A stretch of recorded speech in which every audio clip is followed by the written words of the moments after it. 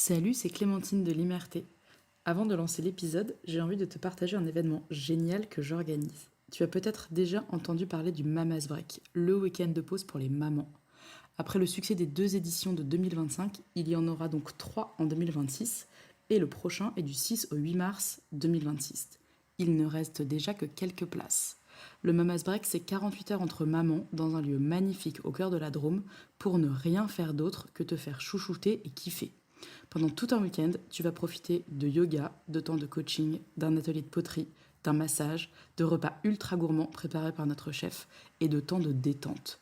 Le tout sans contrainte horaire, sans enfant qui te coupe toutes les 3 secondes et sans charge mentale. Tout est pris en charge. Le prochain Mamas Break est du 6 au 8 mars dans la Drôme. Le groupe est presque complet, donc ne tarde pas à réserver ta place. Tu trouveras toutes les informations en descriptif de l'épisode ou sur ma page Instagram clem-doula.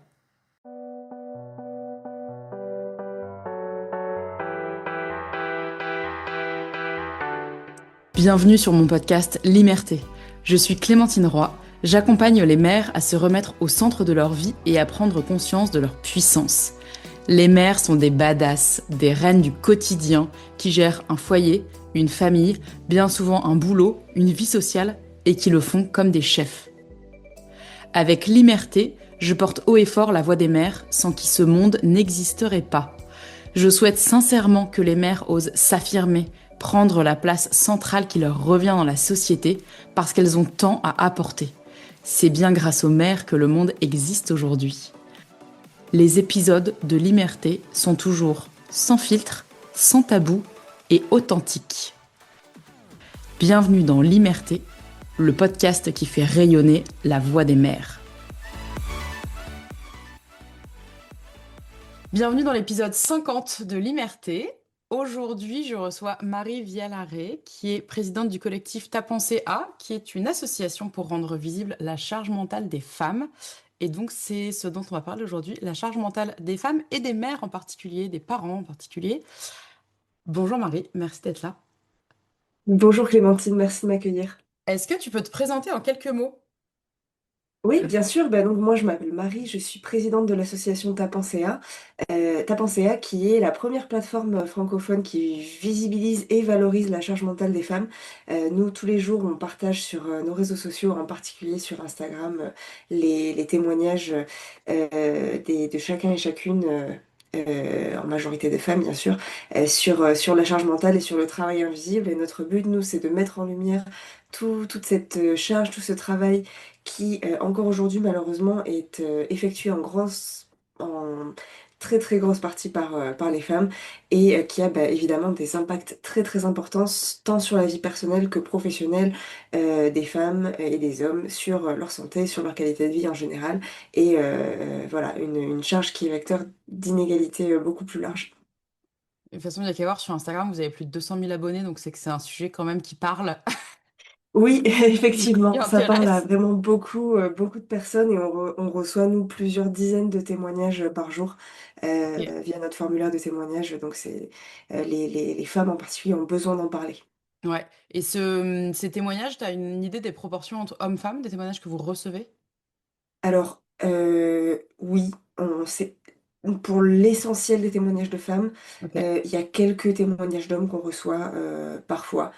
Et souvent, les témoignages d'hommes qu'on reçoit, ça traite pas forcément d'une charge mentale qui serait propre à eux, mais plutôt des hommes qui nous disent, qui réalisent, par Mhm. exemple, en voyant leurs parents ou en ayant lu des posts de Ta Pensée à quel point dans leur couple, parfois ça peut être déséquilibré, ou dans le modèle parental, par exemple, ça peut être voilà, beaucoup d'hommes qui réalisent après coup Mm. euh, à quel point ils ont aussi grandi, eux aussi, dans un modèle familial qui les a un peu conditionnés à laisser cette charge à leur conjointe actuelle. Et donc, c'est plus ce type de témoignage masculin qu'on reçoit. Ce qui est plutôt mission réussie alors, c'est que... Oui, ce qui est plutôt positif. On aimerait en Très bien. recevoir plus d'ailleurs. Ouais. Envoyez-nous-en si vous êtes un homme et que vous écoutez, on est preneuse. Est-ce que tu peux nous expliquer comment l'association est née? Oui, bien sûr. Au départ, c'était vraiment un compte Instagram qui avait pour but de rendre visible la charge mentale. En fait, au moment de la création du compte, on s'est rendu compte que le sujet de la charge mentale, c'était en fait quelque chose qui pesait sur beaucoup, beaucoup de femmes de nos entourages, mais qui malheureusement était très peu un sujet de conversation, en fait, Mm, entre femmes, y compris entre femmes. Donc en fait, il n'y avait même pas cette conscience que c'était un phénomène partagé. mm, Donc en fait, c'est un peu l'idée que chacune est dans son coin, fait un peu sa vie et vit cette charge, ce poids, mais sans avoir forcément conscience que c'est quelque chose d'en fait, de systématique et qu'on n'est pas mm. du tout les seuls à vivre ça. Donc le but de ce compte Instagram, c'était justement de partager ces paroles pour sortir de l'isolement. Voilà, et donc le compte s'est transformé en collectif puis en association. On est une association depuis 2023. Ok. Et la mission de l'association, c'est quoi concrètement?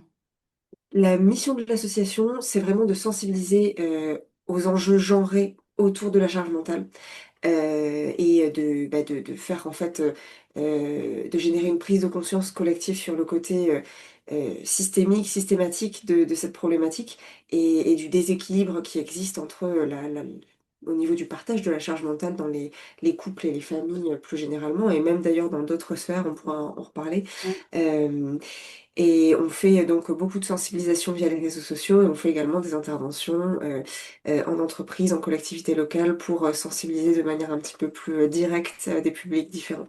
Ok.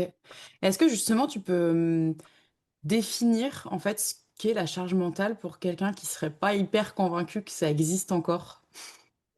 Alors je pense que beaucoup de gens sont convaincus que ça existe, mais il y a parfois des incompréhensions sur ce que c'est réellement. Mm, Alors en fait, la charge mentale, c'est vraiment l'ensemble du travail cognitif qui est dirigé vers l'organisation et la planification de la vie quotidienne, en particulier de la vie domestique et familiale. Je dis que c'est en particulier ça parce que on parle beaucoup de la charge mentale professionnelle notamment, mm, qui peut être aussi un problème, hein, évidemment. Je pense au cas au burn-out par exemple, c'est des problématiques très très importantes et sur lesquelles il faut travailler. Nous, ce qui nous intéresse, c'est plutôt la charge mentale du côté domestique et familial, parental, parce que c'est précisément celle qui est invisible, dont on ne parle jamais et qui reste en fait invisible. Donc c'est pour visibiliser, c'est cette charge-là qui souvent en fait est très très déséquilibrée entre les membres d'un même foyer. mm. Aujourd'hui d'ailleurs, pour donner un ordre d'idée, hein, en moyenne, toute situation confondue, en moyenne, une femme en couple va faire tous les jours 1h30 de plus de travail domestique et parental que son conjoint masculin. Par jour. Par jour, tous Mm. les jours. Donc après on peut faire le calcul par semaine, Waouh. par mois, par an, mais ça fait, enfin ça monte assez vite quoi. Mm. Et est-ce elle ressemble à quoi? Ça ressemble à quoi concrètement la charge mentale? Comment il y a 1h30 d'écart par jour? Qu'est-ce qu'on met dans ces 1h30? Alors, dans ces 1h30, bon, bah, il y a déjà le travail domestique, tout simplement. Enfin, les choses qu'il faut faire à la maison, le ménage, les lessive, les repas, tout ça, le rangement, etc., etc., les courses. Bref, donc ça, bon, ça remplit, en fait, au final, on le mesure très, très peu à titre personnel, mais en fait, ça représente quand même un volume horaire assez conséquent. Par exemple, une femme en couple sans enfant, en moyenne, passe 29 heures chaque semaine. euh, à s'occuper de tâches ménagères, de courses, de trajets divers et variés, Mm. etc. La charge mentale, c'est un peu plus compliqué à mesurer puisque c'est tout ce travail mental de planification. Donc concrètement, ça va être par exemple, là où la tâche domestique, ça va être la lessive. La charge mentale, ça va être anticiper quand est-ce qu'il faut faire la lessive pour pas qu'on se retrouve à court, pour pas que les unes et les autres se retrouvent à court d'affaires. Aussi, éventuellement, s'il y a du tri, de linge à faire, anticiper ça. Et faire en sorte qu'il y ait toujours de la lessive, de l'assouplissant à la maison. Penser, enfin se rappeler que la lessive a fini de tourner pour ensuite aller l'étendre. Voilà, anticiper en fait tout ce c'est beaucoup une anticipation en termes de temps finalement. Voilà, je sais que là j'ai 3 t-shirts qui me restent, je sais que dans tant de jours j'aurai plus de t-shirts, donc voilà, quand est-ce qu'il faut que je prévoie la lessive, le séchage, le repassage pour que tout ça soit prêt à temps, et puis bah, non seulement pour moi, mais aussi éventuellement pour mon conjoint, pour mes enfants, etc. Donc la charge mentale, c'est tout ça. Ça va être de la même manière, préparer le repas, ça va être la tâche, l'exécution finalement de la tâche préparer le repas. La charge mentale derrière, ça va être bah, prévoir ce qu'on va manger, faire en sorte qu'il y ait tout ce qu'il faut disponible, qu'il y ait des choses dans le frigo, éventuellement faire en sorte que, enfin, anticiper le fait que bah, de pas forcément trop se répéter ou de faire en sorte que sur la semaine tout soit à peu près équilibré. Surtout quand on a des enfants, c'est une problématique qui arrive, qui peut-être n'était pas trop présente avant, mais qui apparaît ou qui se renforce avec l'arrivée d'enfants dans une famille. Donc voilà, la charge mentale, c'est tout ça. On peut pas forcément la mesurer en termes de temps parce que en Mm. fait, c'est un flux de pensée assez constant finalement. C'est compliqué de mesurer ça en termes de temps, mais on peut la mesurer par d'autres moyens. Par exemple, on sait qu'il y a une enquête qui a été faite il y a quelques années qui mesurait la charge mentale dans le fait de faire une tâche de A à Z. C'est-à-dire donc bah, de prévoir aussi le temps, par exemple pour la lessive, le tri du linge, la lessive, le séchage, le Mm. repassage. Donc la tâche c'était tout ça, quoi. C'était pas juste appuyer sur le bouton pour Ouais. lancer la machine. Et donc cette enquête elle a révélé que plus de 70% des femmes interrogées déclaraient quand elles font une tâche s'en occuper de A à Z, contre 20% des hommes, par exemple. Mm. Ok. Oui, donc dire je gère la lessive, mais ne gérer que le moment où on met le linge dans la lessive, ça compte pas, quoi. Enfin, effectivement, c'est gérer la Ben, lessive, c'est gérer de A ça à Z. compte parce que c'est un acte, mais c'est être dans Oui. une position Ouais. d'exécutant, Ouais. finalement. Pas vraiment c'est pas vraiment Mm. s'approprier la tâche. Un exemple d'exécution, on l'a eu il y a vraiment pas longtemps sur le compte, et enfin, ça m'a fait rire jaune, on va dire. C'était une femme qui expliquait, bah, pour moi, la charge mentale, c'est quand je demande à mon mari de changer les draps. Il change les draps, super. Euh, bête que je suis, je n'avais pas précisé qu'il fallait changer les têtes d'oreiller avec les draps. Et du coup, il n'a pas changé les têtes d'oreiller. Et donc, bah, moi, ce témoignage, enfin, il m'a plu, entre guillemets, mais Ouais. c'est vraiment, je trouve, l'exemple typique de voilà, une personne qui se met en position d'exécutant et qui va exécuter sans Mm. problème les trucs, mais qui va pas avoir cette étape d'après, on va dire, bah, de se dire, oui, changer les draps, il y a quand même, c'est tout le lot de draps, et même Oui, si la ouais. personne n'a pas précisé, ça Ouais. tombe sous le sens un peu, quoi. Ouais, et puis du coup, c'est l'étape d'après, mais c'est aussi l'étape d'avant, c'est-à-dire, ça devrait même pas être dit que est-ce que tu peux changer les draps, quoi. Ça devrait être anticipé directement. Ok. Comment tu t'expliques le fait que bah, aujourd'hui, la charge mentale, elle repose quand même principalement sur les femmes?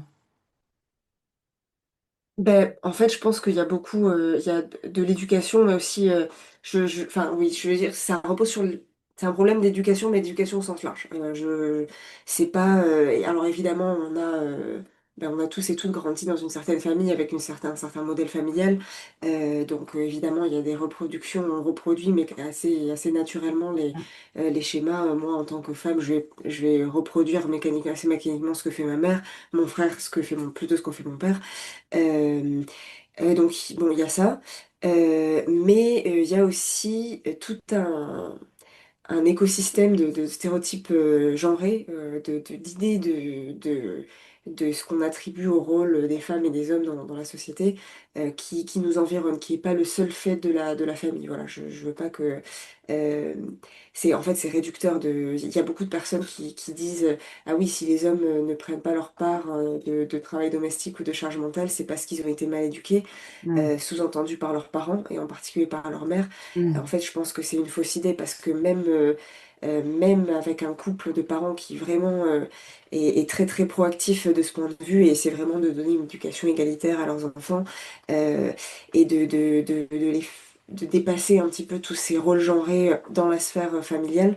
En fait, on vit quand même dans une société dans laquelle, bah, notamment à l'école, dans les institutions, il y a encore beaucoup de sexisme ordinaire et de stéréotypes concernant les rôles de genre qui sont très très très présents, et desquels en fait il est très très compliqué de s'émanciper complètement en tant que parent, en tant que enfant en construction aussi.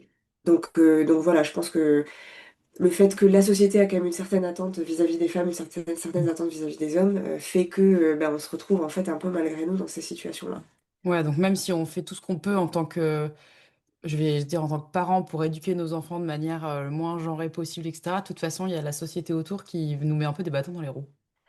Voilà, bon, sans être fataliste, hein, quand même, Ouais, je ouais, pense que mais le oui. rôle des parents, enfin, il est quand Ah même, les bah parents, oui, c'est quand même les premiers modèles. Donc, c'est sûr. déjà, si déjà, par exemple, on pourrait se dire, si déjà il n'y a pas d'exemplarité, entre guillemets, au niveau des parents, au niveau du partage Mm, des tâches, ben, on peut se dire que mm, forcément, il n'y en aura pas pour les enfants non plus. C'est assez mm. logique. Au contraire, s'il y a un partage des tâches assez égalitaire dans le couple, chez les coparents, ça va forcément se traduire aussi chez Mm. les enfants. Mais voilà, faut aussi, je pense, se déculpabiliser en tant que parent. C'est pas forcément, on n'est Ouais, pas tout forcément repose. les seuls acteurs Ouais, tout en repose pas jeu, sur les quoi. parents. Et du coup, d'un point de vue sociétal, justement, qu'est-ce qui pourrait exister pour équilibrer cette charge mentale? Alors, d'un point de vue sociétal, franchement, moi, je pense que ce qui changerait beaucoup de choses, ce serait un travail autour du congé parental. Ok. Euh, il y a d'ailleurs, bah, je crois qu'il y a quelques jours à peine, a été adoptée la nouvelle réforme là, du congé parentalité, Ouais. qui permet aux deux parents de prendre 2 mois en plus de congé parentalité par rapport au congé maternité et au congé Mm. paternité. Je pense que c'est une étape intéressante de permettre ça justement. Maintenant, je pense qu'il y a une limite à ça, c'est que encore aujourd'hui, malheureusement, le congé maternité reste beaucoup plus important que le congé paternité. Euh, Ce qui assez mécaniquement introduit des déséquilibres Mm. en termes de l'équilibre du travail parental, tout simplement, des soins à l'enfant, au nouveau-né. Forcément, quand on a des semaines de congé maternité, que ce soit avant l'accouchement ou après, et si le père, à côté de ça, a à peine quelques jours qui sont obligatoires, tout le congé paternité n'est pas obligatoire et d'ailleurs la partie non obligatoire est très très peu prise Ouais. par les pères. Forcément, qui va se retrouver le parent entre guillemets par défaut, c'est évidemment la mère. Et ça, même, je pense que même quand on est un couple de parents qui veut faire au mieux là-dessus, Mm. je pense qu'on est aussi un petit peu victime de ça parce que on sait aussi qu'aujourd'hui les femmes de toute façon gagnent moins que les hommes, même à travail à compétences égales, il y a quand même toujours un écart de salaire. Donc si on prend un couple moyen, on sait que l'homme va gagner plus que la Mm. femme, donc si quelqu'un doit s'arrêter longtemps, ce sera pas l'homme et c'est normal de raisonner comme ça Ouais. finalement, pour des raisons financières évidentes. Donc je pense que ce travail sur le congé parentalité, instaurer par exemple un congé parentalité de durée égale et Ouais. obligatoire pour les deux parents, ça pourrait voilà, changer la donne et puis aussi par la même occasion, donc changer la donne non seulement sur le travail, sur Mm. les tâches Mm. domestiques et parentales, mais aussi changer la donne sur tout ce qui est discrimination à l'embauche. Ouais. Parce qu'on sait que encore aujourd'hui, les femmes sont très discriminées, notamment quand elles arrivent à un âge, entre guillemets, approprié, même s'il n'y a pas d'âge approprié, hein, mais pour, Ouais. euh, pour, euh, pour faire des enfants, ce serait plus une question avec un congé parental obligatoire pour les deux Talent parents. obligatoire. Ouais, bah, en fait, ça a un impact très fort sur plein de sujets parce il y a l'embauche, mais il y a aussi au retour de congé où c'est pas la même approche non plus entre l'homme et la femme. Il n'y a pas les mêmes attentes. Enfin, c'est encore assez cliché, mais pourtant assez quand même présent le fait que c'est les femmes qui sont appelées en premier par l'école ou la crèche s'il y a un problème, que c'est Oui. elles qui vont plutôt s'arranger pour aller aux rendez-vous médicaux, etc. Et donc tout ça, ça a effectivement un impact sur le plus long terme. Ok, ça c'est sur le côté sociétal. Comment concrètement, là pour un parent qui nous écoute, comment on peut faire pour rééquilibrer la charge mentale dans un couple quand c'est pas équilibré? Alors, je pense qu'il y a plusieurs pistes. Je pense que la première piste, déjà, si les deux parents en supposant que les deux parents enfin, sont de bonne volonté, hein, mais Oui, ça c'est déjà euh, une notion c'est déjà importante. une. Mais je pense que une première étape, c'est tout simplement de visibiliser la charge. Parce que, en fait, nous, ce qui ressort de beaucoup, beaucoup de témoignages qu'on reçoit, c'est que ben, ah oui, moi, mon mari, il croit pas à la charge mentale. Bon, oui, il dit que ça n'existe Bien pas, sûr. il dit que voilà, que j'exagère, que c'est juste du stress, que je suis juste Hmm. maniaque, voilà, donc. Je pense que le côté visibilisation, alors évidemment c'est encore un travail pour les femmes, donc ça c'est limite hein, bien sûr, mais le fait de visibiliser cette charge ou de visibiliser les tâches, hein, tout simplement, des fois ça part juste de là, ça peut, je pense, être une première étape vers le rééquilibre et vers la prise de conscience surtout. Mm. On a plusieurs abonnés qui nous disent que elles, ce qui a été un peu un déclic, c'est quand elles ont commencé à faire tout simplement à lister ce qu'elles faisaient toutes les tâches qu'elles faisaient, toutes les tâches que leur conjoint faisait, et bah, voyez le déséquilibre très très flagrant, ou alors faisait voilà, un petit tableur Excel avec voilà, moi je fais ça tant de fois par jour. Toi, Mm. tu fais ça tant de fois par jour ou tant de fois par semaine. Et en comptabilisant un peu, en comparant la fréquence de tout ce qui était fait, ça permettait voilà, de mettre en valeur ce qu'elle faisait et aussi de remettre les choses en perspective parce on a souvent beaucoup, un argument qui revient beaucoup, c'est ah oui, mais moi aussi j'ai la charge mentale, je m'occupe de tout ce qui est réparation, de tout ce qui est le jardin, etc. Mm. Alors certes, c'est important, mais c'est des choses qui sont faites, voilà, qui sont pas faites tous les jours, voire plusieurs fois par jour. Et donc ouais, voilà, travailler en termes de fréquence, présenter les choses en termes de fréquence aussi, je pense que ça peut pas mal aider. Donc visibiliser, c'est déjà pas mal. Et puis juste, pardon, en parenthèse, mais il y a un... Enfin, tu disais tout à l'heure que c'est faire, mais c'est aussi tout ce qu'on pense à faire.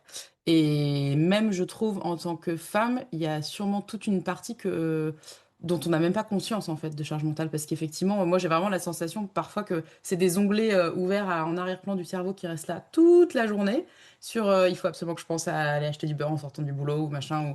Enfin, tout plein de trucs qui restent en fond. Et ça, je pense que il y a plein de personnes qui n'en ont même pas conscience qu'en fait, ça fait partie de la charge mentale et que c'est que dans leur cerveau et pas dans le cerveau du conjoint. Et que c'est ça qui peut... Ouais, tout à fait. Ben, pour visibiliser ça, il y a une abonnée qui avait décidé de noter sur toute une semaine le nombre de fois où son conjoint ou ses enfants lui demandaient où est un truc, ou lui demandaient une info sur qui concernait tout le monde, quoi, Ouais. ou qui la concernait pas elle directement. Mm. Genre, où est-ce que t'as mis ça? À quelle heure j'ai rendez-vous à tel truc? Enfin, un peu ce genre de truc, quoi. Et elle avait noté un nombre, enfin, énorme, c'était Ouais. plusieurs centaines de fois sur la semaine. Et en mettant, voilà, en mettant après, elle a présenté ça à sa famille en disant, Mm. ben voilà, là, c'est moi le centre d'information de la maison. Qu'est-ce qu'on fait? Il y a des trucs, je suis même pas, c'est même pas que je suis pas censée le savoir, mais enfin, Ouais. ça n'a rien à voir avec, ça n'a rien à voir avec moi, ça n'a rien à, c'est pas des trucs qui m'impactent. Donc, Mm. donc voilà, ben, comment on fait maintenant? Donc elle avait choisi de, Ouais, voilà, intéressant. c'était une bonne manière, je trouvais, de visibiliser ça, le côté charge mentale du coup. Ouais, intéressant. Ok, et donc si je reviens à ce que tu disais juste avant, une fois que c'est listé, toute cette charge, comment on fait? Bah alors, une fois que c'est listé, que c'est visibilisé, je pense que ça peut être intéressant du coup de, de faire un point, déjà d'en parler, hein, tout simplement. Mm. Une fois que voilà, que la mise en valeur a été faite, de faire un point avec son conjoint ou son coparent ou ses grands-enfants, si on a des Mm. enfants déjà adolescents par exemple, pour voir comment on peut se repenser cette répartition. Je pense que si le cadre est posé, ça peut en tout cas fonctionner parce que voilà, le déséquilibre a déjà été mis en évidence, donc c'est plus une question, c'est plus questionnable. Ouais. Euh, voilà. Après, il y a des femmes qui choisissent par exemple de mettre ça en évidence en faisant la grève domestique. Euh, Ce qui est, alors c'est controversé, mais je pense que ça peut être efficace les grèves partielles par exemple. Les grèves totales, souvent ça en fait ça entraîne une réaction un peu juste de rejet Mm. et d'incompréhension de la part des conjoints. Donc j'ai plusieurs abonnés qui font des grèves partielles pour voilà, si la première conversation ne fonctionne pas, qui décident de faire leur lessive. Si elles ont des enfants, les lessives de leurs enfants. Si les enfants sont pas en âge de faire leur lessive, elles font leur lessive, les lessives de leurs enfants, elles font plus les lessives du conjoint. Et donc, Mm. voilà, là, le problème, il y a une manière très simple de régler le problème de ah, j'ai plus de chaussettes aujourd'hui, chérie, et ben À laver. voilà, lave-les. Ouais, Donc ça je pense que ça peut être aussi, il y a des fois des abonnés qui conseillent, qui disent en commentaire, quand il y a des femmes qui disent, pour moi la charge mentale c'est autour des repas notamment, ouais. le fait de toujours penser aux repas, etc., qui disent, eh ben cuisine, mais des trucs qu'il aime pas. Mm. Et cuisiner des trucs qu'il aime pas, ben voilà, enfin au bout d'un moment, s'il aime pas, Il se mettra au il aime four, pas, quoi. il aime pas, et voilà, Mm. il va falloir qu'il en tire les conséquences. Mm. C'est un peu c'est un peu des méthodes dérobées, on va dire, mais bon, ça a le mérite de, voilà, de renforcer un peu la prise de conscience Ouais, si elle a pas été complète avec le listage des tâches. Et ça peut, voilà, bah, mettre en fait tout simplement la personne qui prend pas sa part de la charge en face des conséquences ouais, du fait que qu'il ou elle ne prend pas sa part. ouais. Tout simplement. Parce que je pense que un aspect aussi très peu envisagé de la charge mentale, parce que beaucoup vont dire oui, mais personne t'oblige à faire tout ça, personne t'oblige à penser à tout ça, euh, ben, il faut lâcher prise, etc. En fait, ce qu'on voit pas quand on tient ces discours-là, c'est que en fait, derrière la charge mentale, il y a surtout une anticipation des conséquences Ouais, de ne pas faire ou de ne pas anticiper. Si j'anticipe pas la lessive, la conséquence, c'est qu'on va se réveiller un matin, on n'aura plus de sous-vêtements propres, par exemple. On n'aura plus, j'aurai plus d'habits propres, d'uniformes propres pour aller au travail, par exemple. Euh, donc bon, si ça se passe une fois, c'est pas très très grave, effectivement, mais si ça se passe de manière répétée, c'est quand même Mm. embêtant, ça cause du stress en plus. Euh, pareil pour le ménage, par exemple, oui, on n'a pas le même niveau le même standard de propreté, disons, c'est un argument qui revient aussi beaucoup. C'est ben, peut-être, mais il y a quand même des choses, il y a quand même des impondérables. Le fait de faire le ménage, d'avoir une maison relativement propre, d'aérer, etc., ça permet aussi que tous et toutes on vive en bonne santé, Ouais, en tout cas le plus possible. Donc, c'est ce type de conséquences-là qui sont anticipées, en fait, même souvent, même de manière inconsciente, mais quand on porte cette charge mentale et qui sont pas vues par l'autre personne. En fait, je pense que dans tout ce qui est travail domestique, euh, ça devient visible quand ça n'est pas fait. ouais, ouais, Donc, je pense que ne pas faire certaines choses, même très très ciblées, comme par exemple la lessive, hein, ne pas faire sa lessive, faire que ma lessive, bah, c'est une manière de, voilà, de rendre visible encore une fois la tâche Mm. et du coup bah, ses conséquences aussi, Ouais, puisque l'autre personne va devoir y faire face et, et ouais. voilà, plus que quand c'est fait. Est-ce qu'il y a des études qui sont faites sur les conséquences d'une charge mentale mal équilibrée? Conséquences, en l'occurrence, pour la personne qui porte toute la charge mentale. Conséquences dans le sens, je sais pas, conséquences sur le stress, sur le niveau d'anxiété, sur la santé, ou j'en sais rien.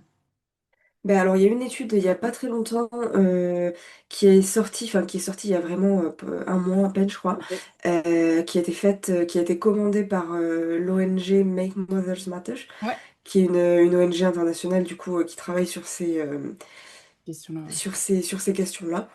Et elles ont mis en évidence, enfin, elles se sont intéressées à la santé mentale des femmes notamment, et, euh, et en particulier au fait que voilà, beaucoup de femmes déclarent des niveaux d'anxiété, de stress, d'anxiété, et la question de la dépression postpartum aussi Mm.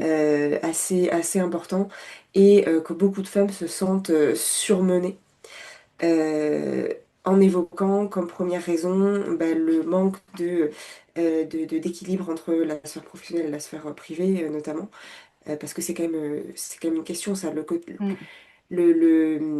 La charge mentale, en fait, elle apparaît. En fait, c'est une charge et c'est une question aujourd'hui parce que aujourd'hui, il n'y a plus tellement.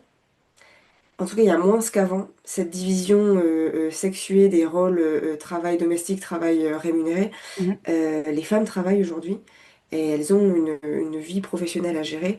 Et le fait qu'elles soient encore les principales, si ce n'est les seules responsables du travail domestique, c'est ça qui cause un déséquilibre en fait. Mm. Si le travail rémunéré, par exemple, même en étant à mi-temps, si moi je suis à mi-temps, mon conjoint à temps complet, et qu'on a un peu un équivalent en termes de travail domestique, c'est-à-dire que Mm. j'en fais plus, mais qu'il en fait en gros un tiers, quoi, Ouais. ben, à la limite, on parlerait peut-être pas tant que ça de déséquilibre parce que qu'il y aurait quand même une certaine justice, entre guillemets, même si évidemment le travail domestique n'est pas rémunéré. Ouais. Donc il y a encore une C'est question. encore un autre sujet Mais de. voilà, c'est encore un autre sujet. Mais, Ouais. mais voilà, là, le côté. Pourquoi les femmes se sentent submergées aussi, c'est justement parce que bah, il est, en fait, les hommes vont beaucoup dire aussi, on parle peu, non, on a la charge professionnelle, c'est aussi beaucoup de stress. Et alors certes, mais en fait, les femmes, elles ont les deux, tout simplement. Ouais. Ouais. Donc, donc ouais, c'est quand même un gros sujet. Le côté, d'ailleurs, la notion de charge mentale, elle a été développée dans ce cadre, hein. La sociologue qui a développé la notion dans les années 80, elle est française et elle parlait de la charge mentale des femmes en activité Ok. et du fait que, en fait, ce sentiment de se sentir submergée, d'ailleurs, qui est partagé par plus de 7 Françaises sur 10 salariées, qui Énorme. sentent une charge mentale trop élevée dans leur vie personnelle et professionnelle. Et ben en fait, ça vient du fait que bien que les femmes aient aujourd'hui la possibilité d'avoir une activité professionnelle rémunérée, Mm. elles sont toujours les premières responsables du travail domestique non rémunéré. Mm. Et du coup, c'est pour ça qu'on parle de double journée d'ailleurs, à très juste titre, euh, de double journée qui fait que voilà, on a d'un côté les hommes qui ont une journée de travail et de l'autre côté les femmes qui ont une journée de travail, plus une journée derrière de travail Non invisible rémunéré. en fait. Mm. Ouais. Voilà, et ce, à tous les âges, hein, ça va ça touche aussi bien les étudiantes que les femmes en couple sans enfants, avec enfants, les femmes plus âgées, avec Ok. les danses, par exemple, la prise en charge de conjoints, Mm. de conjoints en fin de vie ou de proches de la famille en fin de vie. C'est vraiment un sujet très transversal. Et donc ça touche tous les âges, tous les milieux sociaux, je suppose, Oui. plus ou moins, selon moi. Mais et comment ça impacte le fait de devenir mère? Est-ce que Alors ça. le fait de devenir mère, ouais, ça a un impact. Ça a clairement un impact. Et on sait que le travail domestique et la charge mentale, le déséquilibre entre les conjoints Explose. explose avec Ok. l'arrivée d'un enfant dans un couple. Hmm. D'ailleurs, un chiffre qui me semble assez intéressant, en termes de travail domestique, en moyenne, attends, je vais reprendre les chiffres parce que euh,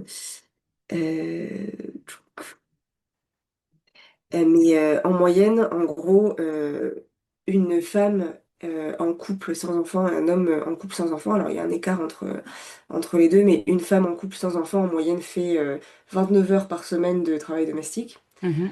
Un homme en couple sans enfant en moyenne en fait 20. Ok.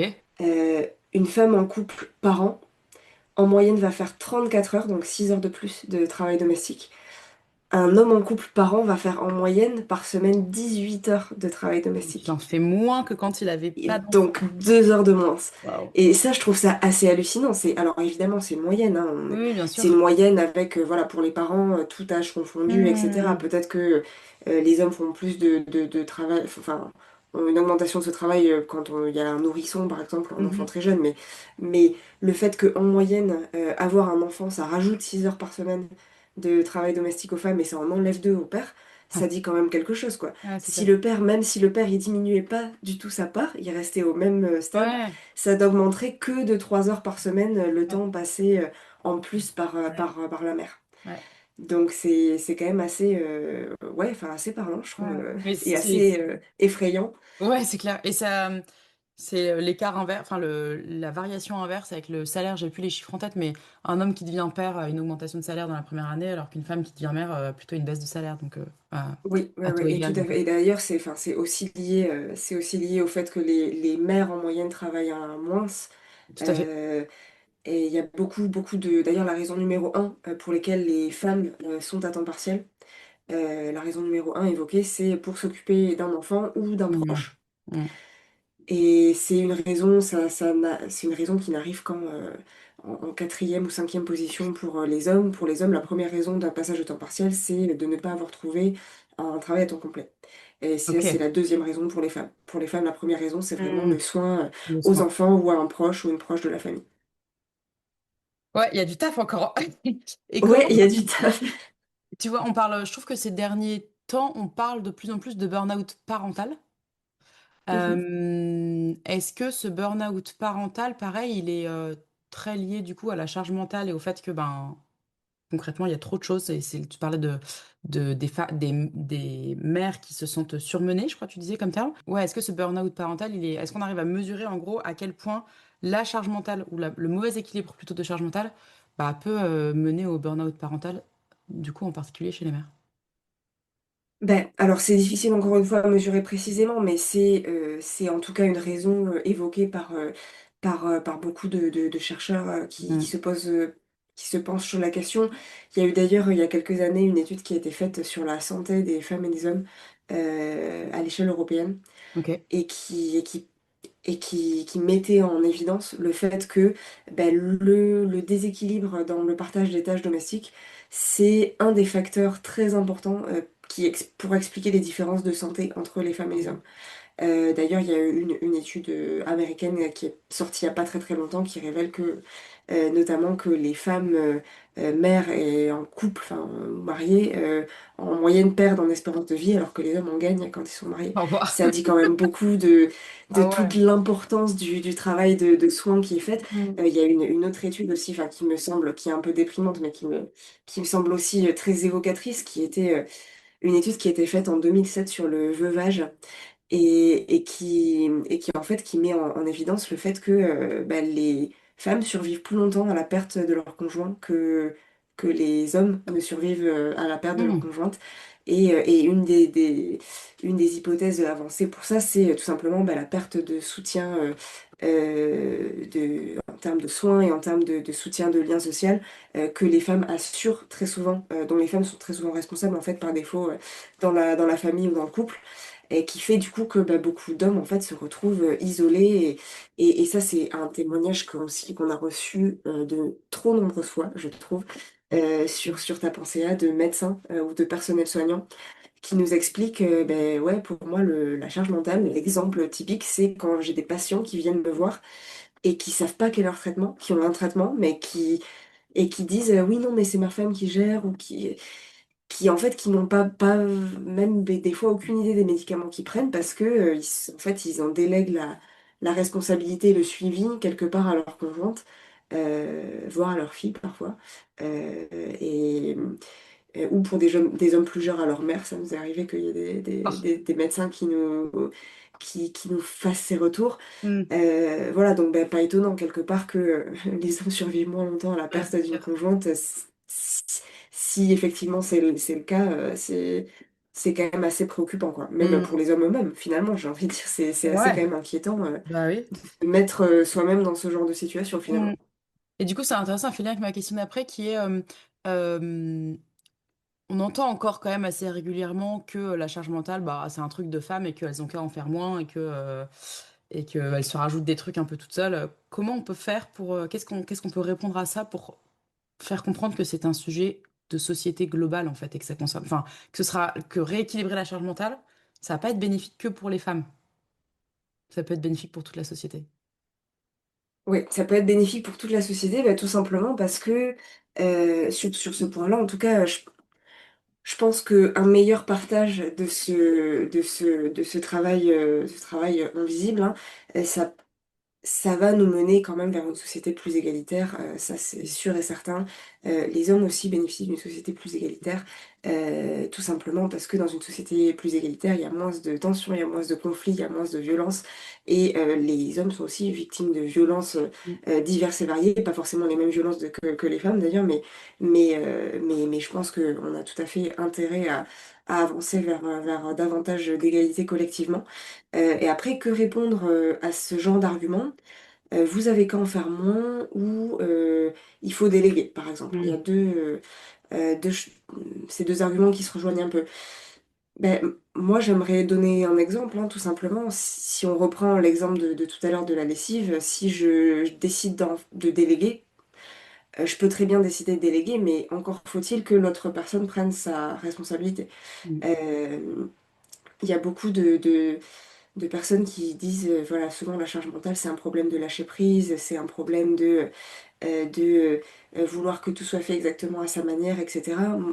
Moi, je pense que c'est pas vraiment un problème comme ça. Je pense que effectivement, il peut y avoir une idée de je préfère que tout soit fait à ma manière, Mais derrière ça, il y a, comme on l'évoquait tout à l'heure, il y a l'anticipation des conséquences. Mm.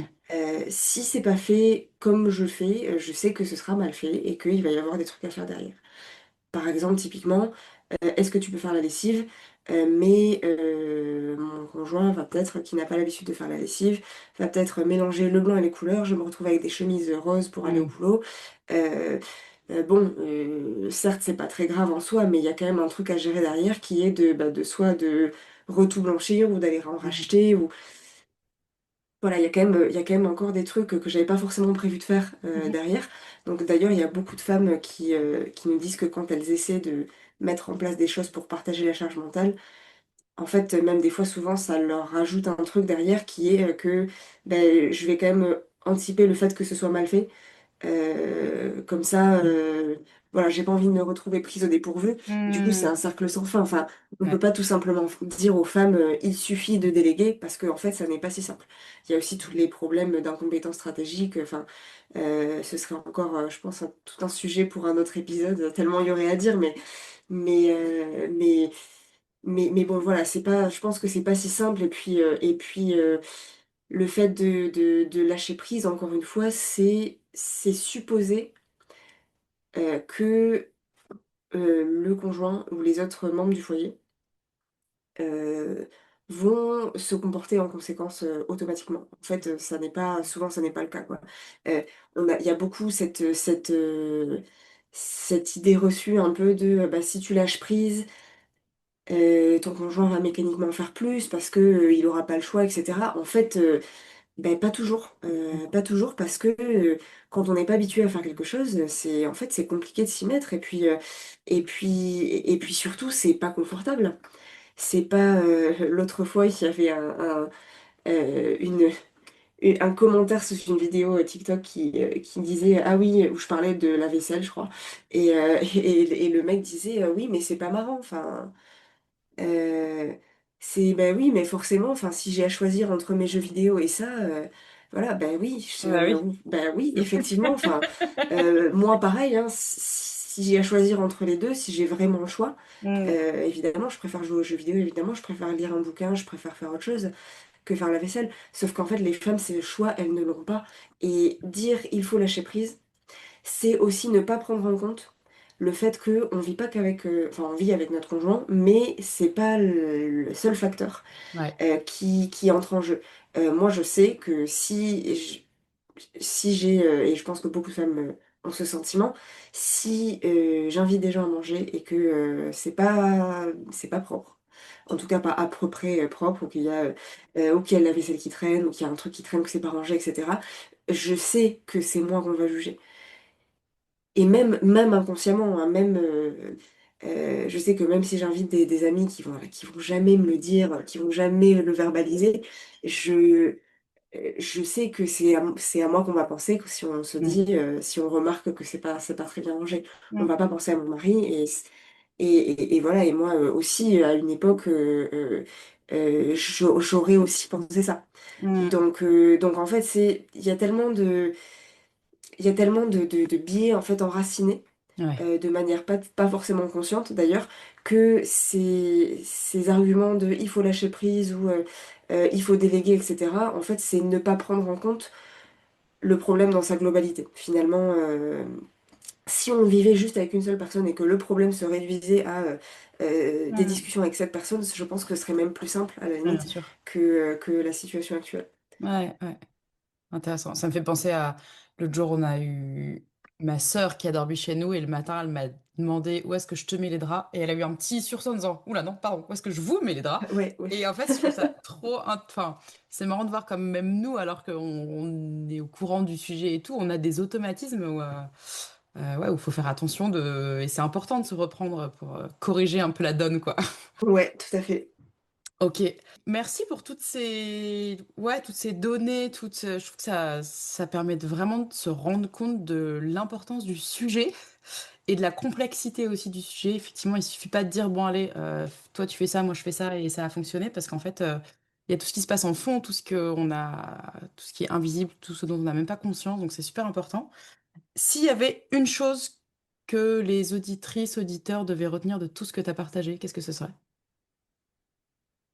Alors, s'il y avait une chose, ben, je pense que pour les auditeurs, déjà, ce que j'aurais envie de dire, c'est écouter les femmes quand elles vous parlent de charge mentale. Mm, Tout simplement, ne remettez pas en cause la notion de charge mentale, ne remettez pas en cause leur ressenti, parce que quand les femmes, quand vos conjointes, quand vos sœurs, quand vos mères, quand vos collègues vous parlent de charge mentale, elles parlent vraiment d'un truc qui, ben, comme on l'a vu, est transversal à toutes les sphères de leur vie, qui est omniprésent vraiment pour elles et qui est véritablement un poids qui peut vraiment peser psychologiquement, physiquement sur elles.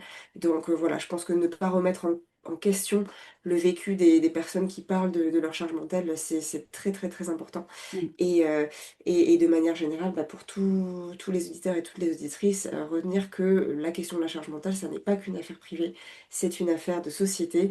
Évidemment, il y a des choses à faire hein, au niveau privé, au niveau du couple, au niveau de la famille, mais il faut bien rester conscient et consciente que c'est un problème beaucoup plus large et que donc chacun et chacune euh, quel que soit son rôle finalement dans la société, a un rôle à jouer pour bah, essayer de déraciner un petit peu tous ces mm, biais et tous ces stéréotypes qui malheureusement persistent encore aujourd'hui. mm.